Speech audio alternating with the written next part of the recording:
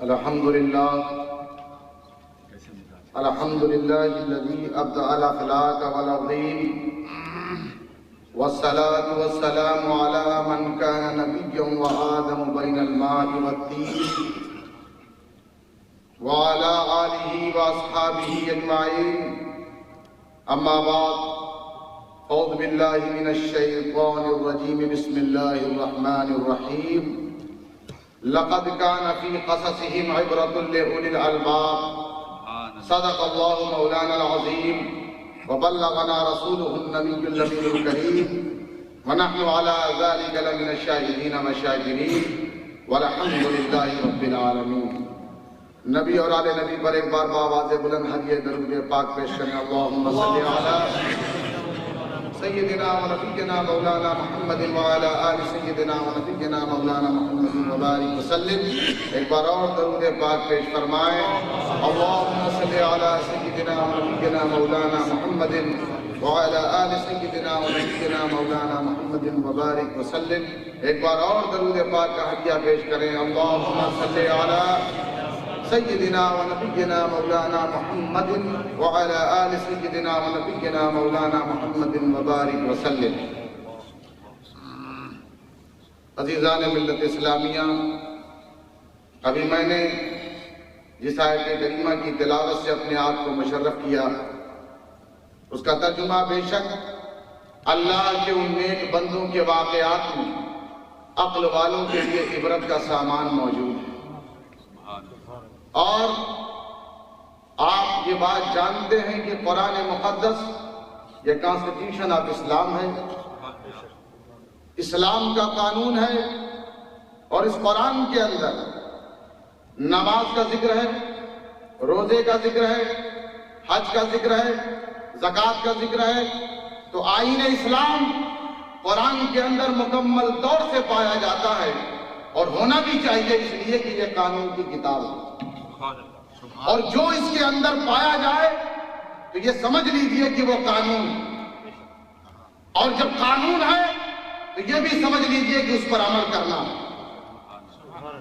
اب آپ سوچیں کہ قرآن کے اندر نماز کا ذکر، روزے کا ذکر، حج کا ذکر، زکوٰۃ کا ذکر، ماں باپ کے ادب و احترام کا ذکر، وہیں قرآن میں میں آپ سے پوچھتا ہوں کہ جہاں نماز اور روزے، حج و زکوٰۃ کا ذکر ہے، وہیں اصحاب کہف کا ذکر ہے یا نہیں؟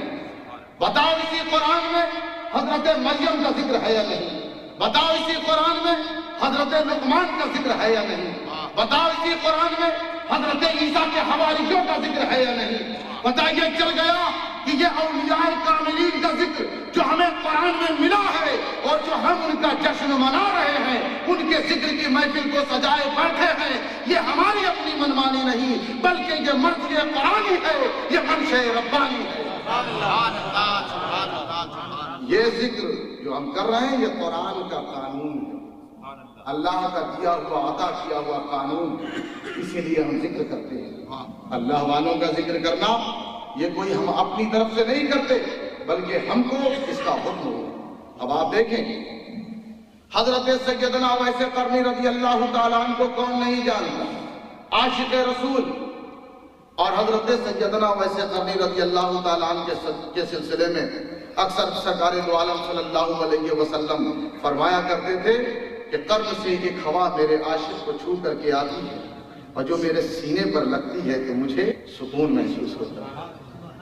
آپ ذرا غور کریں، ایسے عاشق رسول.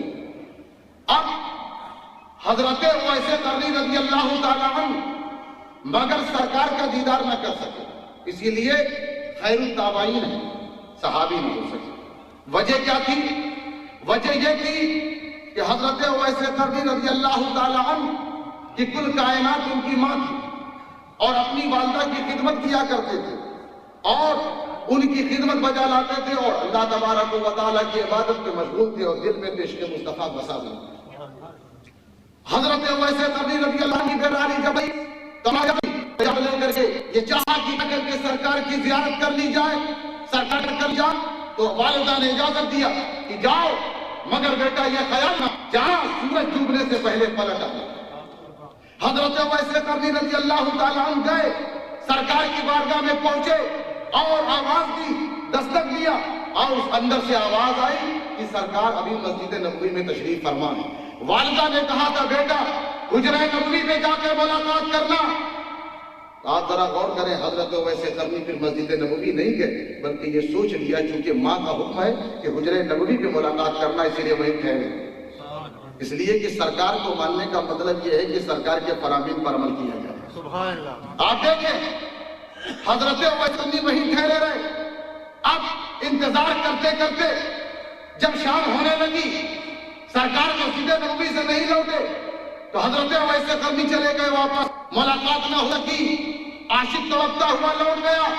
مگر آپ سوچے جب حضرت رسول کائنات گھر میں آئے، انتظار میں بیٹھا ہوا تھا اور ملاقات کی خواہش لے کر آیا تھا، اور آپ آج خلاف توقع تھوڑی تاخیر سے آئے، کہا بات کچھ نہیں ہے، بات یہ ہے کہ مسجد نبوی میں میں اپنے اسی عاشق کا ذکر کرتا ہوں۔ نعرہ تکبیر، نعرہ رسالہ، نعرہ رسالہ، اہل سنت زندہ۔ اس واقعے کو آپ اپنے ذہن میں رکھیں، اس لیے کہ دیکھیے میرا خطاب حقیقت میں یہ ایک ماحول بنایا جا رہا ہے، یہ آنے والے خطیب کی ایک چھوٹی سی تمہید ہے۔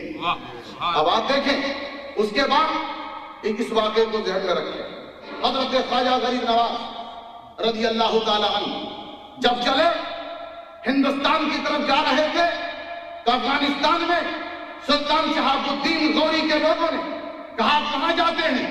کہا اجمیر کا ارادہ ہے، کہا پرتھوی راج کی حکومت ہے، کہا مگر ٹھیک ہے مجھے وہاں جانا ہے اس لیے کہ میرے رسول کا حکم ہے۔ کہا بات یہ ہے آپ وہاں جانے کی کوشش کرتے ہیں، ہندوؤں کی حکومت ہے اور سلطان شہاب الدین غوری کو وہاں سے شکست ہوئی ہے۔ تو حضرت خواجہ غریب نواز نے ارشاد فرمایا کہ تم جب گئے تھے تلوار پہ بھروسہ کر کے گئے تھے، ہم جا رہے ہیں تو پروردگار پہ بھروسہ کر کے جا رہے ہیں۔ آپ دیکھیں تمہارا معاملہ تلوار پہ تھا، ہمارا معاملہ پروردگار پہ۔ اس کے بعد چلے لاہور کی سرزمین پر پہنچے، چلہ کش ہوئے، داتا پاک کی بارگاہ میں جا کر کے چلہ کش ہوئے۔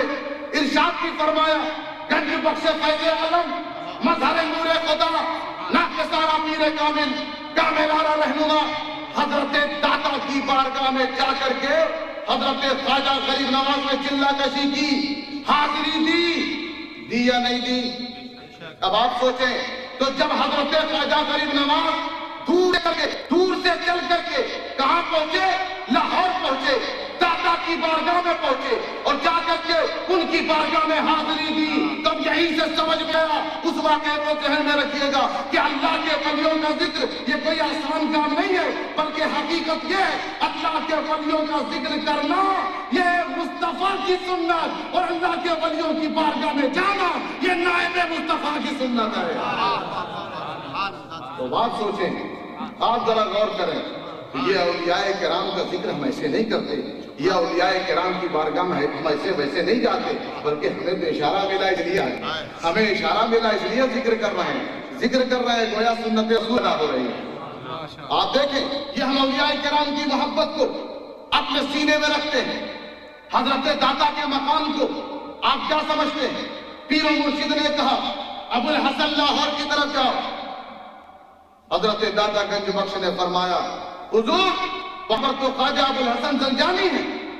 کہا میرا حکم ہے تم جاؤ، میں سمجھتا ہوں اور تم نہیں سمجھتے۔ حضرت داتا پاک رضی اللہ تعالیٰ عنہ لاہور کی سرزمین پر جب پہنچے، ایک ازدحام، ایک بھیڑ، ایک جمع غفیر، لوگوں سے پوچھا معاملہ کیا ہے؟ کہا حضور آج ہی خواجہ حسن زنجانی کا انتقال ہو گیا، ادھر جگہ خالی، ادھر پیر نے ان کو۔ اب حضرت داتا گنج بخش لاہور کی سرزمین پر پہنچے اور جانے کے بعد آپ نے وہاں قیام کیا، اور وہاں حکومت تھی کس کی؟ راجہ راؤ کی، ایک ہندو بادشاہ کی حکومت تھی۔ آپ نے وہاں پر اپنی جھوپڑی بنا اور وہیں قیام کرنا شروع کیا۔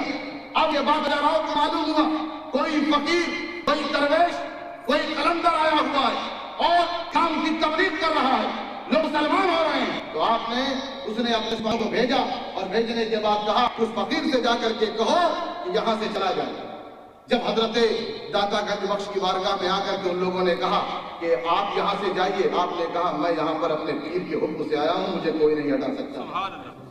آپ دیکھیں حضرت داتا گنج بخش رضی اللہ تعالیٰ عنہ وہاں قیام کرتے رہے، اسی جھوپڑی میں مقیم رہے. پھر راجا رام نے اپنے سپاہیوں سے کہا کہ جاؤ جا کر کے اس جھوپڑی میں آگ لگا دو. اور اس کے بعد وہ لوگ اپنے ہاتھوں میں مشال لے کر کے آئے. ادھر داتا پاک کی جھوپڑی میں آگ لگا رہے تھے، ادھر داتا پاک اپنی جھوپڑی میں قیام کر کے اللہ کی صدا بلند کر رہے تھے. ادھر آواز نکلتی تھی، آگ بجھ جاتی تھی. آپ دیکھیں یہ مقام ہے. اس کے بعد جب باہر نکلے، باہر نکلنے کے بعد پوچھا کہ کیا معاملہ ہے؟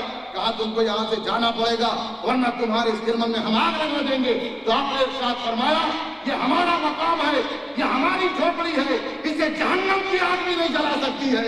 آپ ذرا غور کر لیں، ارے جس مقام پر ولی کا قیام ہو جائے اس مقام کی حفاظت، جس دل میں ولی آ جائے اس کے ایمان کی حفاظت ہوتی ہے. اب بھی آپ نہیں سمجھے؟ بڑے حیرت کی بات ہے. اب بھی سمجھ میں نہیں آ رہا ہے. ارے جس دل میں ولی آ جائے اس مقام کی حفاظت ہوتی ہے، اس ایمان کی حفاظت ہوتی ہے. اور دنیا نے یہ دیکھا کہ جس جھوپڑی میں حضرت سیدنا داتا گنج بخش تھے پناہ لیے ہوئے تھے، مگر حقیقت یہ کہہ رہی تھی کہ جھوپڑی میں داتا کی پناہ نہیں ہے بلکہ جھوپڑی داتا کی پناہ میں اس وقت ہے. یہ مقام ہے اولیاء کرام کا. اسی وجہ سے ہم اولیاء کرام کا ذکر کرتے ہیں، اسی وجہ سے ہمارے ایمان کی حفاظت ہوتی ہے. اور یہ کون لوگ ہوتے ہیں؟ حق والے ہیں، جو ایمان والے ہیں. اسی لیے قرآن نے لقد کان فی قصصہم عبرۃ لأولی الالباب وآخر دعوانا ان الحمد للہ رب العالمین.